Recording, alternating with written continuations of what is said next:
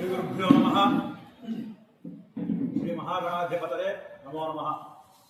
श्री सत्यदेव ब्राह्मण नित्य अन्नदान सत्रम वाరు శ్రీ ఆ యొక్క అన్నవరం వీర వెంకటేశ్వర స్వామి వారి యొక్క పరిపూర్ణమైనటువంటి ఆశీస్సులతో బ్రహ్మశ్రీ నాగాభట్ల కామేశ్వర శర్మ గారు ఈ అన్నదాన సత్రమును 1987వ సంవత్సరం నుండి ఈనాటి వరకు కూడా వచ్చిన బ్రాహ్మణుడు అనేటువంటి వాడు ఎవరైనా ఉన్నా కానీ వాడు ఆకలితోటి ఈ అన్నవరం నుంచి వెళ్ళకూడదు అనేటువంటి ఒక సత్సంకల్పంతో ఆ యొక్క స్వామివారి అనుగ్రహం చేత ఈ యొక్క అన్నదాన సత్రాన్ని స్థాపించారు.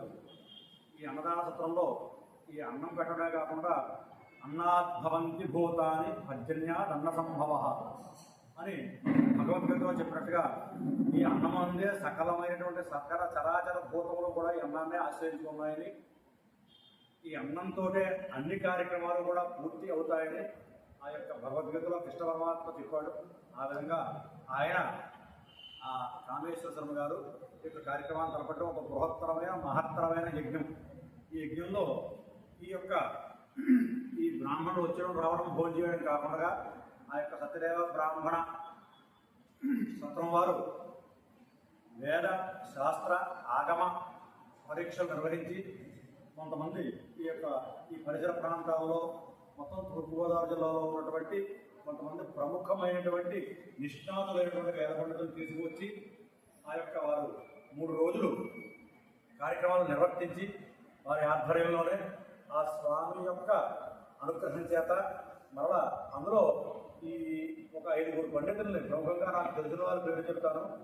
మొదట మా గురువు గారికి విశేషులు తాతగూడ రామకృష్ణావధామ గారు, 2 తంగిరాల కపిలేశ్వరం వేద పాఠశాల యొక్క ప్రిన్సిపాల్ తంగిరాల బాలగంగాధర్మ గారు, అలాగే రాజమండ్రి ఆయన విశ్వనాథ గోపాలకృష్ణ గణాపాటి గారు, అలాగే ఉపాధ్యాయ నాగేంద్ర గణాపాటి గారు, ఇటువంటి వారు బాలని పట్టాభరామూర్తి గారు, వ్రత దేవస్థాన పురోహితులైన ఆయన కూడా పరిచయం వ్యక్తి.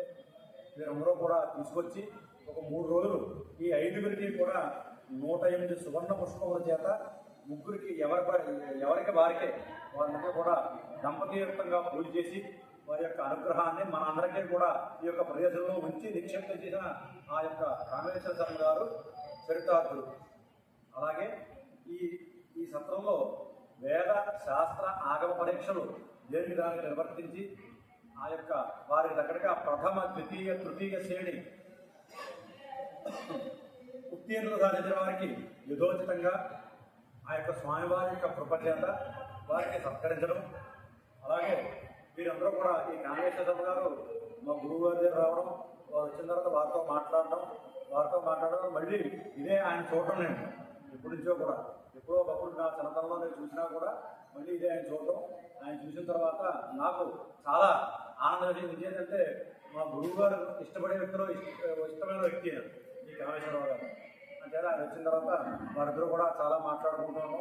వారు ఆ సందర్భాలు ఏవైతే ఉన్నాయో అన్నీ కూడా మాట్లాడుకుంటూ వారందరినీ కూడా మనందరినీ కూడా ధరించేలాగా ఈయన చాలా శ్రమపడి ఆ యొక్క బ్రాహ్మణ అన్నదాన సత్రాన్ని ఇక్కడ నెలకొల్పి మనందరికీ కూడా ఏదైతే మనకి కావాలని వస్తామో ఆ యొక్క క్షుద్బాధ లేకుండా మనందరికీ కూడా చేసి ఆయన